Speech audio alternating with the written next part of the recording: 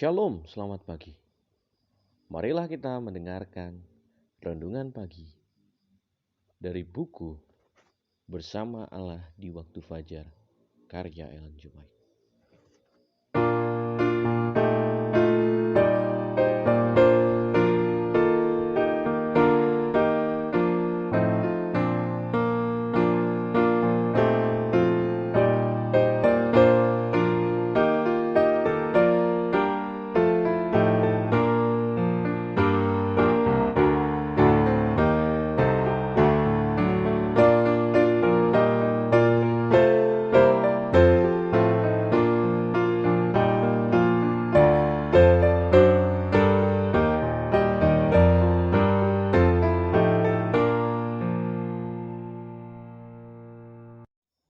Judul renungan pagi kita pada pagi hari ini, Pertobatan Daud.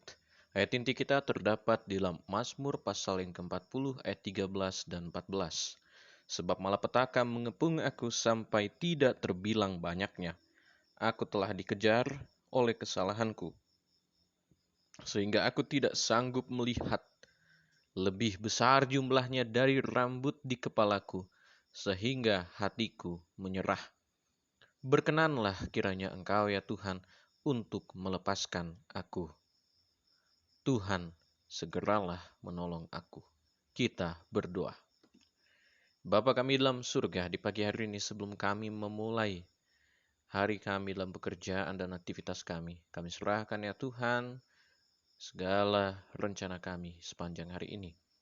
Berkati kami juga dengan firman-Mu dapat mengajarkan kami bagaimana Daud yang bertobat pada saat dia ditegur dalam segala dosa yang diperbuatnya. Dalam nama Yesus Kristus kami berdoa.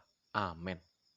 Di sepanjang generasi-generasi yang berikutnya, orang-orang kafir telah menunjuk kepada tabiat Daud yang ternoda itu dan telah berseru dalam kemenangan dan cemoohan.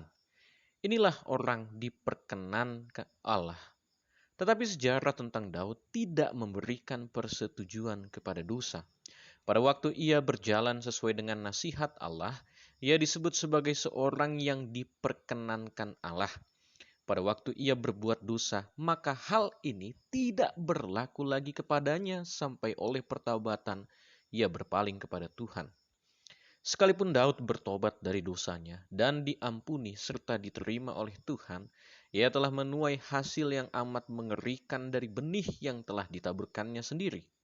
Hukuman ke atas dirinya dan ke atas isi rumahnya menyaksikan tentang rasa muak Allah terhadap dosa.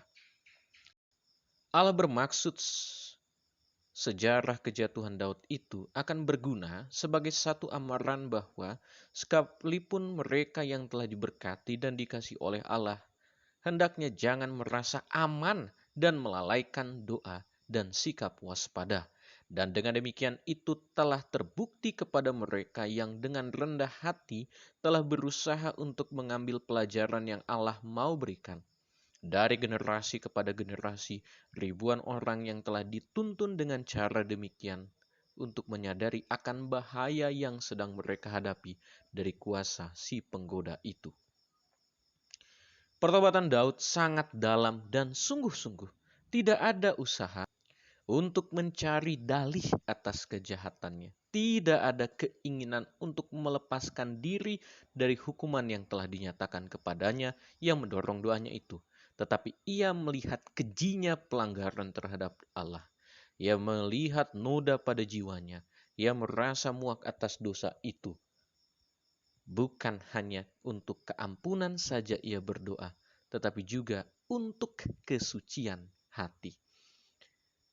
Di pagi hari ini kita belajar kisah daripada Daud pada saat dia melakukan dosa, sehingga akibatnya pun dia terima. Tuhan tegur dia melalui Nabi Nathan. Dan pada saat dia menerima teguran itu, dia mengakui dosanya dan dia bertobat. Apabila kita melihat bagaimana kisah kehidupan Daud, dia disebutkan adalah seorang yang berkenan di hati Tuhan. Dia sangat diberkati oleh Tuhan. Dia dipilih langsung oleh Tuhan untuk menjadi seorang raja.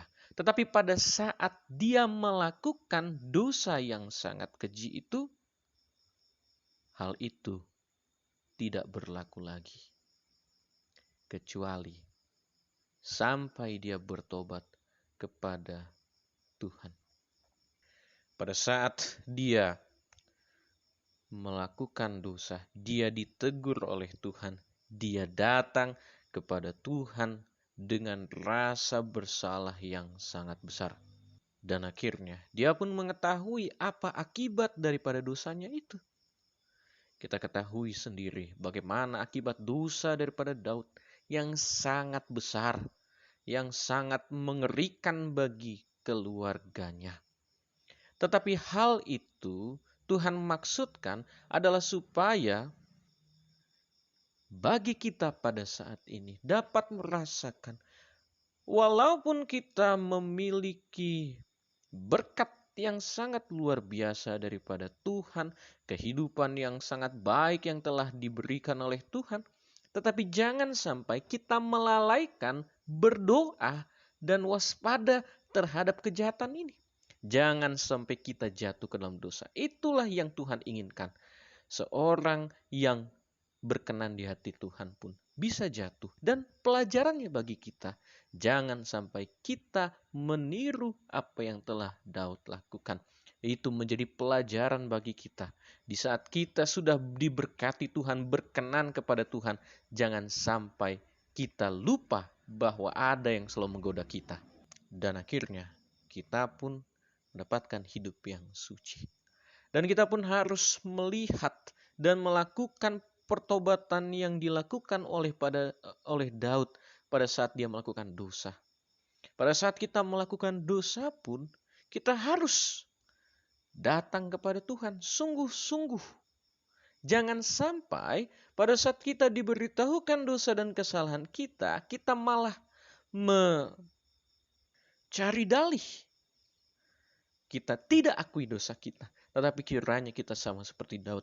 Pada saat dosa dinyatakan di dalam kehidupan kita, kita mau untuk berbalik kepada Tuhan dan melihat betapa kejinya dan sangat jahatnya dosa itu. Sehingga kita dapat selalu berdoa dan meminta ampun kepada Tuhan. Kiranya Tuhan memberkati kita sepanjang hari ini. Kita berdoa. Bapa kami dalam surga, pada pagi hari ini Tuhan kami belajar kisah daripada Daud. Dia bertobat pada saat dia ditegur oleh Nabi Nathan.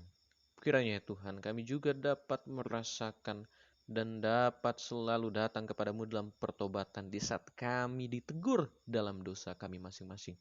Dan berkati kami juga ya Tuhan, supaya kami dapat memiliki kehidupan yang suci dan berkenan di hati-Mu. Kami serahkan kehidupan kami. Dalam nama Yesus Kristus kami berdoa. Amin. Tuhan menyertai kita sepanjang hari ini. Amin.